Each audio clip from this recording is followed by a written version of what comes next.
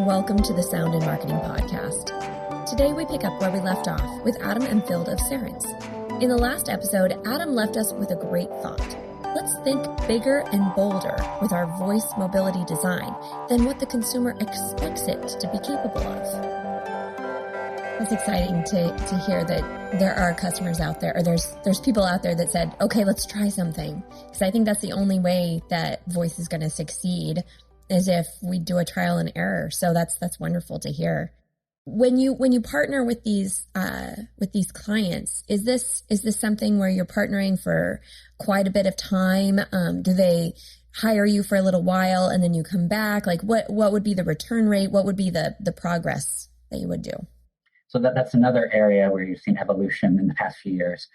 Anyone familiar with the automotive industry at all will be aware that it's not necessarily well known for being the fastest moving industry there is out there. The fact that a lot of times before a new vehicle comes out, all the decisions made about what will and won't be in it and how it will be put together are made, 3, 4, sometimes 5 years before the vehicle hits the road. There is an evolution where that's becoming quicker, and you'll see that when it comes to software, including the types of things we work on, that there's more and more capabilities to not just move more quickly, but update things over the air such that your technology isn't just released when the vehicle is built and then kept the same forever. So that's one of the big changes you're seeing. And so what that means for an engagement with us, and what that means from the user's perspective, how long until they get to experience what it's working on, could still be 3, 4 years in some cases, where a project may indeed last that amount of time. But it could be more rapid. It could be a matter of there being an update to an existing system where they go, okay, we want to, in 6 months, release an update that's going to bring in a couple new features we didn't get to the first time, or it's going to improve some things that users didn't like. That they may work with us on a shorter basis for a handful of months to do it. But one of the things about us is that we are trying to take the real way the world works into account all the time and be as flexible as possible. So we can and occasionally do work on shorter projects that are going to be more rapid, but traditionally they are more long scale, multi-year projects.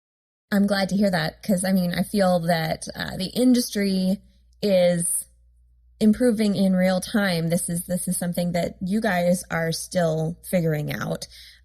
So it's kind of cool to see like this trial and error thing going on both like the market side and the industry or the technical side.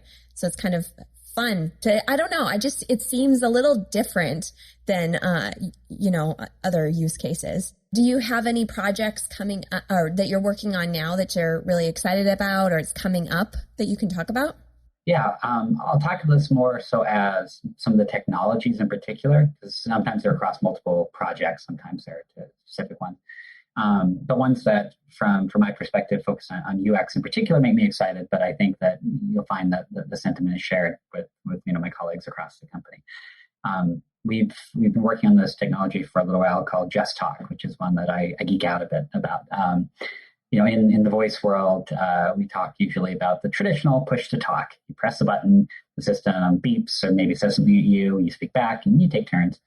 And wake up word has become the industry standard in all things voice now, where you say the name of the device you're speaking to or some other phrase that has been selected to wake it up.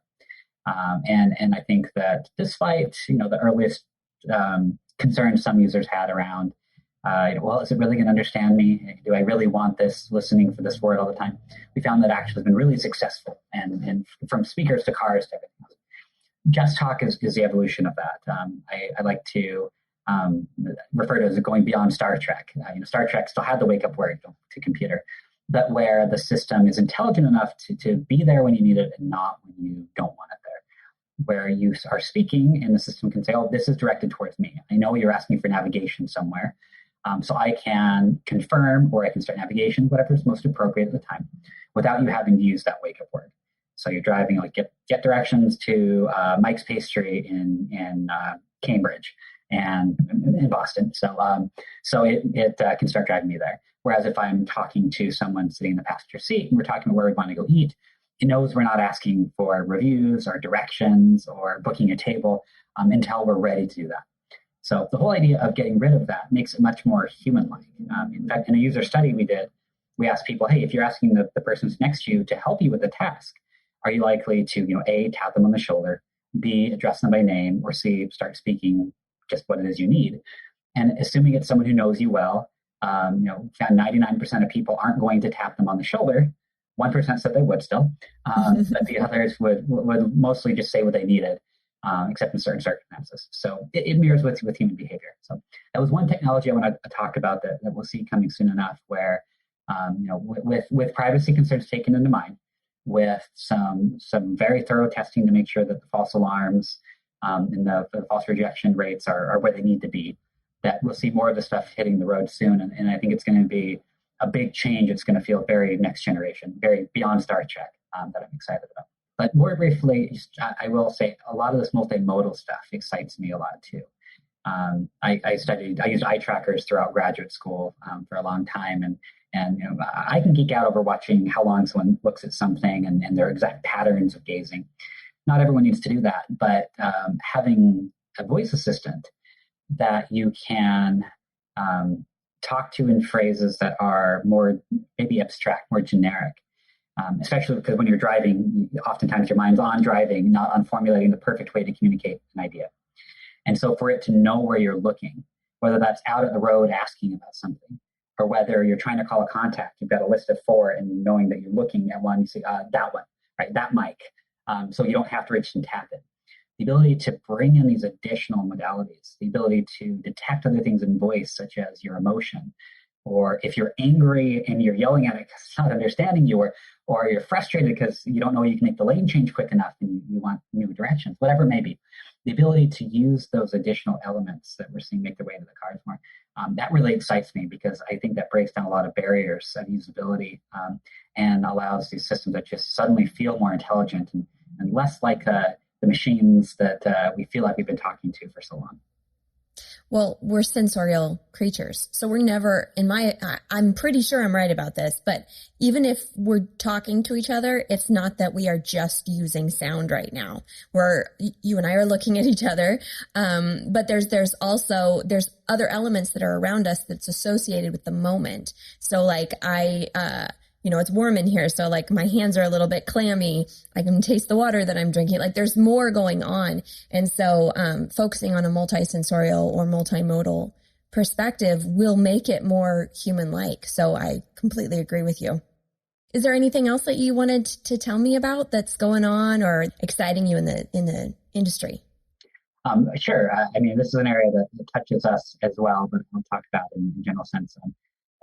I'm sure another area, if we go to the automotive world, you'll have heard the term CASE before, which stands for Connected, Autonomous, Shared, and Electrification. So those are the 4 big mega trends that we talked about for years. To everybody who's not in the industry, they've seen some versions of those in their own lives, actually. Whether that's riding in an Uber, or whether that is getting a plug-in hybrid, or even just having cloud connectivity. And so even if you don't care about those to the level we have to in the industry all the time, I think it's important to think about those. And for the electrification of autonomous vehicles, to touch on those 2 briefly, for electric vehicles, range anxiety is still a real thing. It's going to be for a while. And the improvements we're seeing, many of which we're a part of, but others we don't need to be part of these, around helping intelligently plan a route to put the driver's mind at ease, to know that they can be where they need to be, take the breaks they need to stretch their legs and stay awake, and all while charging the vehicle on. I think that's going to be huge, and I think it's going to be important from everything from those who want to gamify it. I've got a plug-in hybrid, and it's supposed to only get 13 miles, but if I can push that to 15, that makes my day. To be able to help people figure out how to drive more efficiently, or how to learn that they're going to get really nervous when they're at 50% battery instead of 20%, and account for those type of things. I think that we'll see that a lot of the way we think about the consumption of energy is going to change with those vehicles, is changing. and the ways that as an industry will get creative around that to make them more immersive, more gamified, more informative are going to be huge. And on the autonomous vehicle front, this is one I'll have to be careful not to monologue on because it's another area I'm passionate about. But people have fear of autonomous vehicles for good reason often, because it's such a change, and until it's a proven technology to an individual, it's hard to trust something that's taking over something so heavily that has such big impact. But the ability to build trust up in those is going to be essential to their adoption. So you have the algorithmic issues. Can we make this perceive the world and drive safe? And those are being tackled. You have are people actually going to want to ride in these issues? And those are the ones that I'm interested in, is how do we get them excited to be in these, not afraid, but actually truly excited.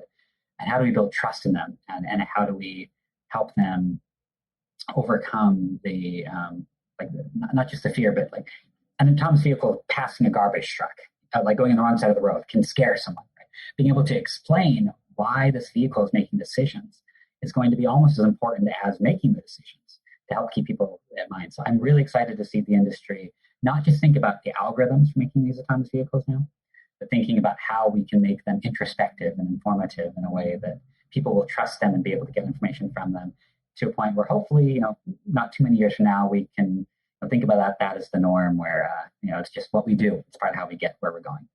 When I was a kid, my car didn't drive itself. Exactly. Didn't even hold its own position in the lane, and it couldn't have cruise control way back when. It really is fascinating. It is fascinating how far we've come, and it's exciting to hear where we will be very soon. Yeah. Well, Adam, thank you so much for your time. I've learned a lot, and I hope that the listeners have too. Thank you so much for your time. Thank you for having me. I hope you're enjoying the show. Don't forget to subscribe on all the major podcast channels, share with friends, follow, and rate. Spread the word because, more people should know about this stuff. I know you know that now. For any other inquiries, you can find me at Dreamr Productions. That's DREAMR Productions.com or soundandmarketing.com, LinkedIn, Twitter, and Facebook. You can also email me at Jeanna, Jeanna, at dreamrproductions.com. All links will be provided in the show notes. Let's make this world of sound more intriguing, more unique, and more on brand.